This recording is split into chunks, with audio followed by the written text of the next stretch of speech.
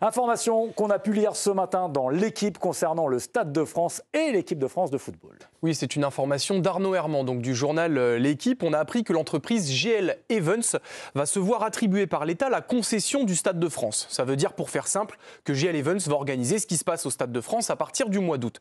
Sauf que la Fédération française de football est en profond désaccord avec GL Evans. Un désaccord financier parce que la FFF explique qu'elle perd de l'argent lorsqu'elle organise les matchs de l'équipe de France au Stade de France, et en désaccord sur le type et la durée d'un éventuel contrat avec GL Evans pour pouvoir organiser les matchs des Bleus au Stade de France.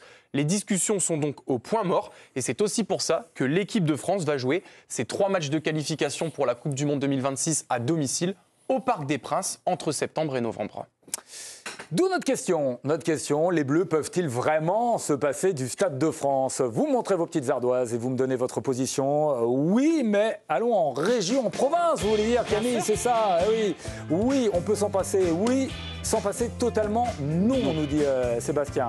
Oui, youpi. Ah, vous êtes content de partir du Stade de France? Oui, aussi pour Olivier. Et non pour Romain. Vous êtes tous contents de ne pas avoir le Stade de France, à part Sébastien, qui émet des doutes, on va dire. Je comprends le youpi, parce que bon le Stade de France, c'est pas très agréable d'y aller, c'est pas forcément un stade très facile d'accès, etc., etc. Pas de souci. L'histoire du football français. Mais aujourd'hui, quand même, je pense que c'est aussi l'histoire du football français, comme vous dites, que c'est la finale de la Coupe du Monde 98, que c'est le barrage France-Ukraine, que c'est encore récemment le match de Ligue des Nations contre la Croatie, dans lequel il y a eu des renversements extraordinaires ou des conquêtes extraordinaires, et où il y a eu aussi des ambiances désormais magnifiques. C'était pas le cas avant et c'est devenu le cas. C'est-à-dire que là, récemment, moi j'étais à France-Croatie par exemple, c'était formidable. J'étais dans le public, c'était vraiment merveilleux.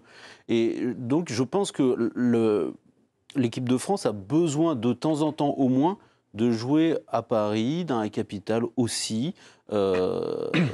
Pour autant, aller de temps en temps au Parc des Princes ou en province, ça peut être formidable aussi. Mais je crois qu'ils ont besoin d'un très grand stade comme le Stade de France, où le monde vient à Paris pour voir l'équipe de France. Oui, parce qu'en plus c'est 80 000, hein, voilà, ça réduit évidemment la jauge quand on va à Parc des Princes. Je rappelle pour les gens qui disent « Ah, Sébastien Tarago était dans les trucs ». Non, il était certainement en loge, avec des petits fours, voilà. Il n'était pas au milieu de la foule normale, rassurez-vous. Au milieu de la foule. Pourquoi youpi alors vous? Moi, j'ai aucun affect avec ce stade, que je trouve impersonnel au possible. Sébastien le disait, mais l'expérience spectateur et l'expérience, je pense, footballeur, elle n'est pas dingue dans ce stade. Si j'isole en effet les quelques moments d'histoire qui sont des moments qu'on n'enlèvera jamais et qui rendent ce stade mythique, voilà, il le restera. Pour moi, l'avenir aujourd'hui ne s'écrit pas dans un stade comme ça. L'architecture est pas possible, l'acoustique est néant, c'est-à-dire que qu'on soit du terrain, j'ai vécu les deux, en bord terrain pour le coup, ou dans le stade, les chants de supporters, on ne les entend pas. Ils partent avec ce stade ouvert. Même une finale de Coupe de France que j'ai pu vivre, les stades les COP qui essaient de se répondre, ça ne fonctionne pas. Il n'y a rien, cette piste d'athlétisme qui rend tout impersonnel, tout loin. Moi, oui, mais vous êtes pour qu'on construise un nouveau stade, alors c'est différent. Non, je suis tout à fait d'accord avec Camille. Aller en région, aller dans d'autres stades. Mais on parle du Parc des Princes, mais quand il y a des matchs au Vélodrome, cette acoustique, on la retrouve, cette chaleur du stade, ce volcan, et cette ambiance familiale qui est inhérente, de toute façon, au match de l'équipe de France, elle n'appartient pas. Les sifflets. Peut-être des sifflets. Beaucoup de sifflets contre l'équipe de France. Peut-être, mais il y en a aussi au Stade de France, des sifflets. C'est arrivé. Ouais, c'est plus rare. Voilà, mais c'est aussi arrivé qu'il y en ait au Stade de France. Non, mais c'est contre l'équipe, c'est pas contre 2-3 joueurs. Oui. Non, mais France-Algérie, forcément, si on prend France-Algérie, là, ça sent pas. Pour moi, les sifflets ne sont pas liés au public du Stade de France. C'est le même public, pour le coup, qui se délocaliserait au Parc des Princes, typiquement, si on reste dans la région Île-de-France. Mais pour moi, tout dans ce stade... Mais voilà, je ne l'aime pas, ce stade. Oui, ça on a bien compris. Le message est passé. Hein. Voilà, ami architecte du Stade de France, vous avez compris, vous avez mal fait votre travail. On a parlé des matchs qui ont fait l'histoire des Bleus au Stade de France. On va les rappeler, on en a sélectionné 5 depuis la création du Stade de France en 1998. Donc l'inauguration, bien sûr, une victoire face à l'Espagne 1-0 avec un but de Zinedine Zidane. La finale de la Coupe du Monde 98, évidemment. La main d'Henri, c'était au Stade de France aussi en 2009 avec le barrage qui a qualifié la France pour la Coupe du Monde 2010. Il aurait peut-être mieux fallu pas y aller. Coupe du Monde 2014 avec le barrage en novembre 2013 face à l'Ukraine où par exemple Vincent Duluc dit souvent, lui qui suit les Bleus depuis très longtemps, que c'est la meilleure ambiance qu'il ait jamais vue au Stade de France. Et puis donc la finale de l'Euro 2016 avec cette défaite en prolongation face au Portugal assez dramatique. Puisqu'on parlait des grands stades en région, en province, on peut appeler ça comme on veut. On a listé tout simplement les plus grands stades en France en dehors donc du Stade de France. Il y a le Vélodrome à Marseille, plus de 67 000 places. Le Groupama Stadium à Lyon, on approche les 60 000. Pierre-Mauroy à Lille, le Parc des Princes à Paris. À Bordeaux aussi, il y a plus de 40 000 places. Et puis à Geoffroy-Guichard, bien sûr, un stade mythique en France. Oui, mais le Parc des Princes, c'est 80 000, Olivier. Ça veut dire que là, en gros, il y a, le Stade de France, pardon, il y a 30 000 personnes qui ne peuvent plus voir l'équipe de France si on va dans des plus petits stades. Oui, si on va dans les plus petits stades. Alors moi, je suis pour la construction d'un autre stade, tout à fait, mais un vrai stade de foot. Et Ambre l'a bien expliqué, je ne vais pas revenir là-dessus, je suis totalement d'accord avec elle. Il faut un vrai stade de foot qui soit... Vous savez combien ça coûte, Olivier? Oui, peut-être, mais bon... Et c'est 10 ans. Écoutez, avec l'argent...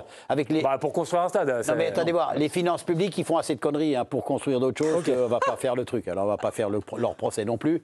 Mais l'argent jeté par les fenêtres, il y en a un paquet dans notre pays. C'est pas un procès, c'est une exécution. Il y aurait Complet, peut-être pas un direct. Non, mais je veux dire, il faut un stade, il nous faudrait un vrai stade de foot, quoi, quelque chose de conséquent, voire un stade de 80-100 000 places. Moi, ça me plairait beaucoup. Parce que, en fait, le Parc des Princes, c'est dommage qu'il lui manque ces 20 000 places. Parce que c'est génial, le Parc des Princes. Pour les gens de ma génération, le Parc des Princes, c'est des grandes fêtes. C'est la finale de l'Euro 84. C'est la qualification, à mon époque, pour aller à la Coupe du Monde en 1978. C'est des moments forts, des moments importants. France-Bulgarie. La France-Bulgarie dans l'autre sens. Mais là, c'était un petit peu plus désagréable. Mais après, je comprends que les jeunes générations ou les nouvelles générations apprécient le Stade de France parce que les grands événements, et vous les avez cités, ils se passent là. Mais moi, je suis pour la reconstruction d'un stade, uniquement un stade de foot. Et je pense que là, la Fédé pourrait peut-être prendre les choses en main et de se dire pourquoi pas se lancer comme l'ont fait les rugbyman, par exemple. Mais ils ne sont pas allés au bout parce que financièrement, c'est très compliqué. Oui, si tu fais que du foot dans un stade, à un moment donné, le stade, il ne peut pas être rentable, par exemple. On ne peut pas faire un stade de foot où il n'y a que 4 matchs par an. On ne remboursera jamais. On fera autre chose dedans. Le rugby, tu dis que ça doit être qu'un stade de foot. On rappelle dans cette histoire, d'ailleurs, la Fédération française de football et de rugby s'était associée pour proposer de reprendre justement la concession du Stade de France. Voilà, organiser les événements. Ils voulaient l'exploiter avec les deux fédérations. Ça a été refusé. Le rugby a trouvé un accord, visiblement, avec GL Evans, ce qui pas trouvé la Fédération française de football. C'est qu'une histoire de sous, cette histoire, en fait. Vikash, on va trouver un arrangement, non? Ils vont revenir au Stade de France et ça sera réglé. Je sais pas. En tout cas, en fait, j'ai été convaincu par ce qu'a dit Sébastien.